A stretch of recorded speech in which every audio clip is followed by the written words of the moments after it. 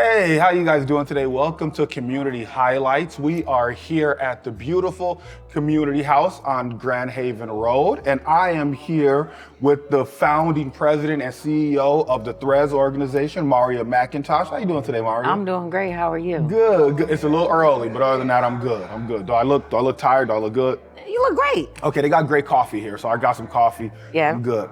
So if you guys been watching the rest of the series, what we're doing today is we're just bringing awareness to some of the great grassroots organizations that we have here in the Muskegon area. And today we're going to talk about Thredz. And as you know, I can talk a bit too much, so I'm going to turn it over to Marria now. And what inspired you to found Thredz? Like, what was your inspiration for that? So first, I'm going to just share what it is that we do. Yeah, and then I'll go into that. So Thredz was founded in 2021, and our goal is to counter the negative effects of gentrification. And we say the negative effects of gentrification because obviously there are some positives that come along with gentrification. We want to make sure that we are countering those negative effects, and how we do that is through impactful community engagement, homeownership or pathways to homeownership, and entrepreneurship. Nice. So as everybody in the nonprofit world knows, when you're starting an organization, you run into those initial obstacles. Absolutely. You know, what are some of the things that Thredz ran into in the beginning? How did you guys overcome those? So in the beginning, I guess our biggest obstacle, which it actually wasn't an obstacle, it actually led into how we developed our mission, was really getting the word out, really making sure that people understood what it is that we were working towards and what we saw as being the problem within community.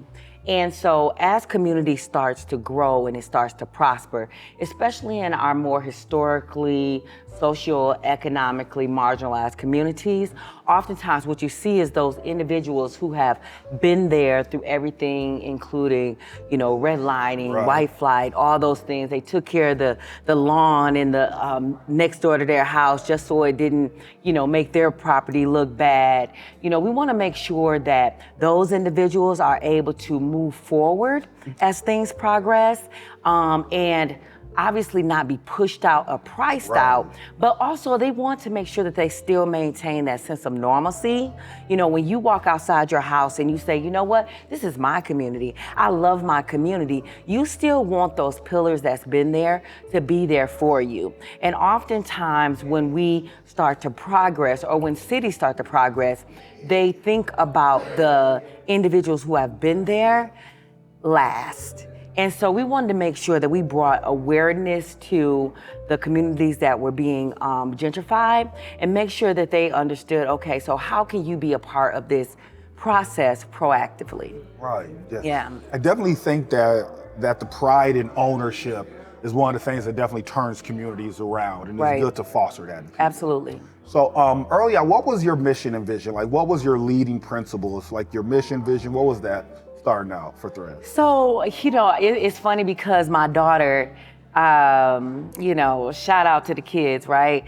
But it really started as, the city had sent out a letter to all of the community members within a certain radius of where they were looking to rezone. And so I literally, like Jonah in Nineveh, I was just like, you know what?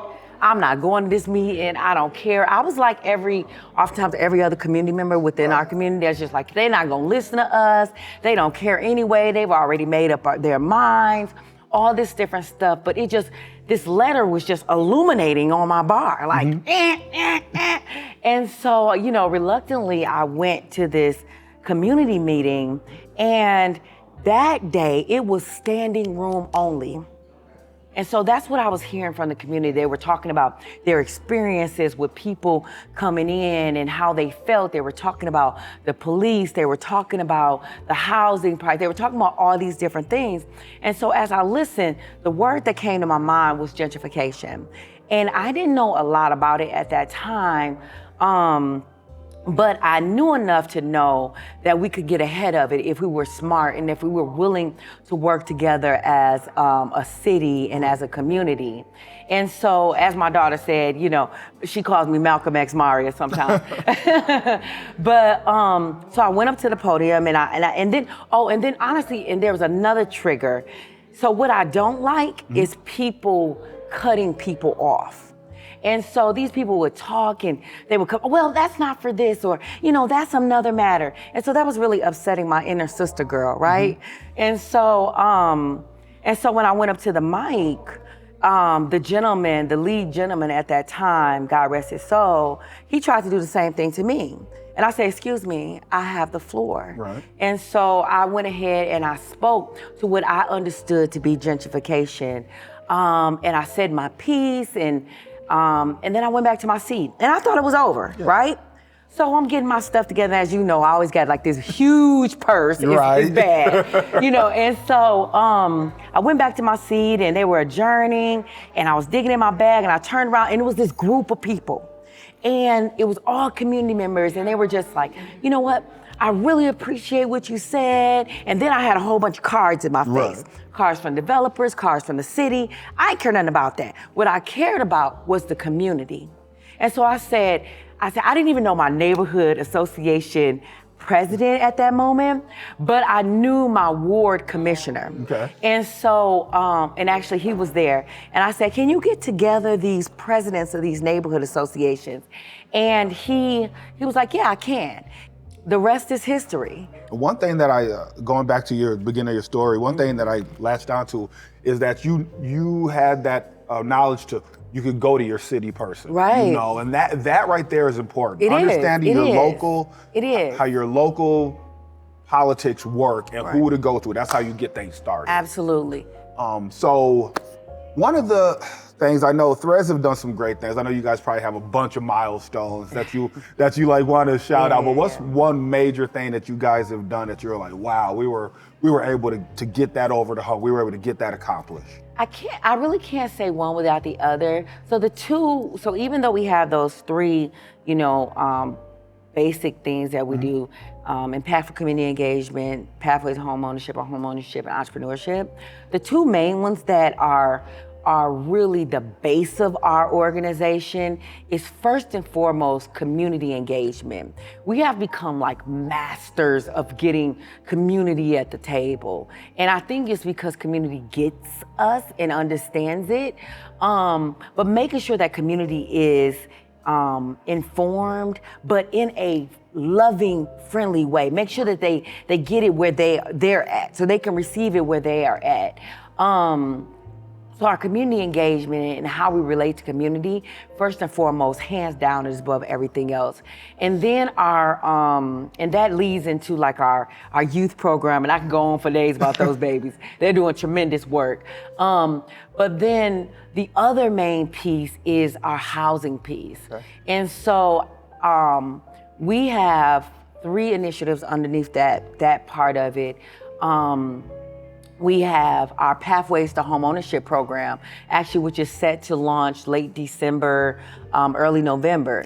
And that program is a 12 to 24 month program, holistic, social determinants of health focused Pathways to Homeownership program designed to take the chronic renter from chronic renter to home buyer ready within 12 to 24 months. Wow. And that program is super unique and super dope, as the young people would say, because what it does is we look at the person. Okay. You know, obviously we work alongside some really amazing professionals and bankers and different things to help them in terms of like getting their credit scores in order, making sure they understand, you know, the mortgage process and financial literacy and all these different things that we partner with on. But we also look at the person and say, okay, so what are the other things that are maybe preventing you from getting to this next step? Right. And so as we walk alongside community, our goal is to be able to build out a group or a population of people who can partake in these new homes that are being built. which leads to the other part of the organization. So that is our commercial real estate development. So as many of you have seen, like we're looking to redevelop the former King Elementary School in the city of Muskegon Heights. That's 8.4 acres. It's a 3-phase process. It's a project. It includes senior housing. It includes an adaptive reuse on a current structure because we believe in preservation of community assets. We have so many buildings that we just need to use. Exactly. It has ground up builds. And so on the second phase, it has commercial spots there of about 16,000 square feet. And then on top of it, it has lofts. And then the other piece of it is the home ownership. So it also has single family homes that are on that property as well. And then what we do is any of our projects, any of our commercial real estate developments, we believe in good stewardship. So if we're going to go to the state, or we're going to go to a foundation, or we're going to go to you as a community member and say, you know what, how can we offset the price of these houses? How can we make it affordable for the people who have already lived here? Those would be the programs that we are working towards. And that we're working through right now, and that we're super, super proud of it. And then entrepreneurship, we are not the ones, I wanna say that hands down, we are not the ones that will help you build your business, but we know a person that know a person that know a person, right? And so what we do is we make sure that the platform is there. Okay. So when we hold like our racial wealth parity fairs, then we put the top names out there so that, and they're on they're on the panel, they're on the platform, so that the entrepreneur can go up to you and say, you know what, I want to start my business.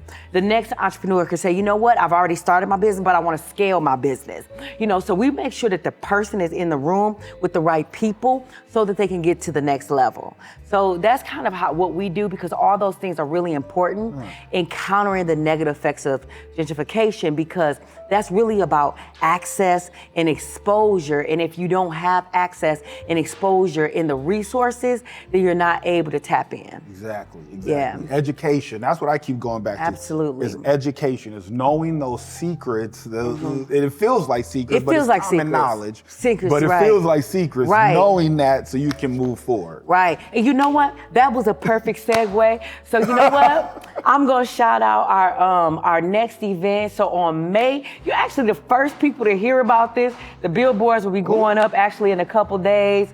But we have our second annual house party event. It's called House Party to Home Ownership. It's 3 parts to that. The first part is all about what you talked about, really about getting those banking titans and those home ownership titans in the room and debunking those myths to home ownership. So you're gonna have the best of the best on stage talking to you directly about, you know what? This right here is folklore.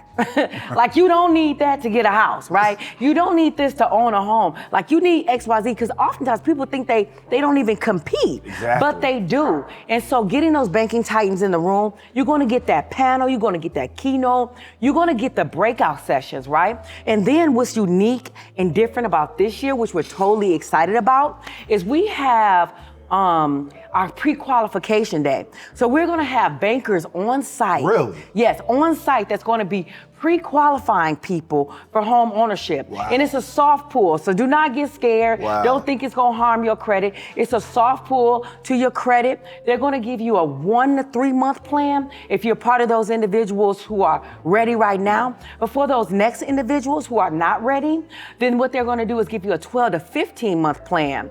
And that 12 to 15 month plan allows that banker and also our Pathways to Home Ownership program to walk alongside you to get you prepared for home ownership. And then part of the pre-qualification is we do our resource expo. So last year we had about 22 free community resources that was geared around home ownership, and they were there and they were all in their 90s gear and they were giving out free stuff to the community. We're up in that. So our goal is to have about 35 resource vendors in that place for you to talk and just, you know, have some excitement while you wait to do your pre-qualification for that. And then moving to that third part, which includes our boy over here. Not only is Ricardo like the best host an interviewer in Muskegon, but he's also, the funny man himself, okay? And so we're gonna have our comedy show and our actual house party that evening. So we have a gentleman coming out of DC. Actually, we have a gentleman coming out of DC, Laughing Lenny. Okay. And then we have Mr. Comedian Stacey Carter coming out of Maryland. Wow. And then we have Mr. Evan Lucci out of Grand Rapids. And then we have Ricardo, our very own Ricardo out of Muskegon, Michigan, who's gonna be bringing the laughs. And it's gonna be a really tremendous event. And then also the first 50 people who, they have to go through a small pre-screening. The first 50 people who sign up and actually go through the panel and the pre-qualification, they actually get a free ticket to the comedy show. Oh, wow. But that comedy show is it's $75 for the comedy show, and it is, afterwards, you're gonna have a really great event, you're gonna laugh real hard, but then you're gonna party. Oh, and you're gonna have some appetizers, and Country Cooking, they're gonna be serving it up for us and everything. So you're gonna be able to have some fun. You're gonna be able to laugh. You're gonna be able to, dance. And you're then gonna come away with knowledge. Eat. Yes, and it's all about the knowledge. But we want to make sure that it's fun and that community can get it, right? You're right. Right where they're at. Like, we don't have to be in some stuffy room and and all that stuff to get the knowledge. Sometimes we do. Sometimes we do. But with our events, we try to make sure that people get the information in a fun way. But yes, that is May 31st. It is a Saturday. We broke it up. It starts at 10 a.m. It ends at about 3:30. Nice.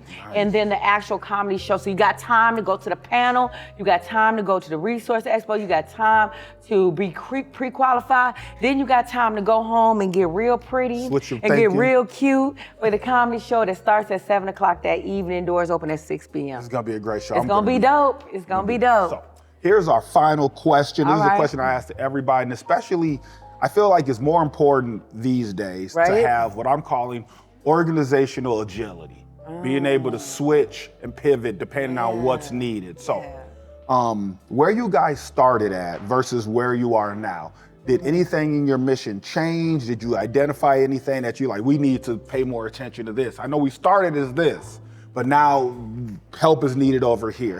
Has any of that happened, or have you guys kind of stayed the courses to what you wanted to do? We did it. So first of all, oftentimes when you're starting, you don't have a clear mission. Exactly. You have a problem. And so from there, you have to figure out, okay, talking to community, talking to different stakeholders, what is the problem, and then how do you research it to resolve it? Exactly. And then once you put those things together, then you're able to develop a mission, and then you're able to develop your strategic initiatives and your planning after that. So it really was just the problem never really changed. How we dealt with the problem just really evolved, right? And so that means that the agility comes in with you come into a room and, as my daughter said, you Malcolm X Marria, right? But sometimes you ain't Malcolm X Marria. Sometimes you hand-holding Marria. Right. Sometimes you hugging Marria. Sometimes you I gotta give you the business Marria, right? It all changes depending on the room. Sometimes you are, Michelle Obama Marria. Sometimes it just really changes how you navigate a situation based upon whom your audience is. But the mission and the problem should never change. You should just be adaptable in how you deal with it and making sure that your stakeholders are different, but they believe in what it is that you're saying. So even though, we're centered within, BIL majority communities, some of my neighbors are white. And I've known them since since they were kids and their great grandmothers owned their properties next door to me. So what you telling me? My white neighbor can't be a part of this? Right. My white neighbor can't? No, ma'am, no, sir. You know, if you're within these communities, and you are a historic part of our community, we want you to prosper. We want you to move forward. So making sure that you're adaptable and you have that agility to just say, you know what? Give the Heisman to what needs to, be given a Heisman to, but then have your arms open to those opportunities and those people who are, really willing and ready for that next change in their lives. Right. Yeah. That's true. That's so true. You have to be able to pivot. You can't approach everybody the same. You can't. You have to be able to tailor your approach to be. That's probably how you guys get such amazing community engagement. Which I know a lot of organizations struggle with. So if you need help with community engagement, holla at this one right here. She will get you together. But thank you guys for taking a little time and learning about the amazing thing the Thredz organization is doing. And we'll be sure to see you May 31st at the comedy show at the Housing Expo. I'll be there. Malcolm X Mario will be there. Stop it. No, just Mario. It's gonna be a great evening. Thank you guys. Thank you.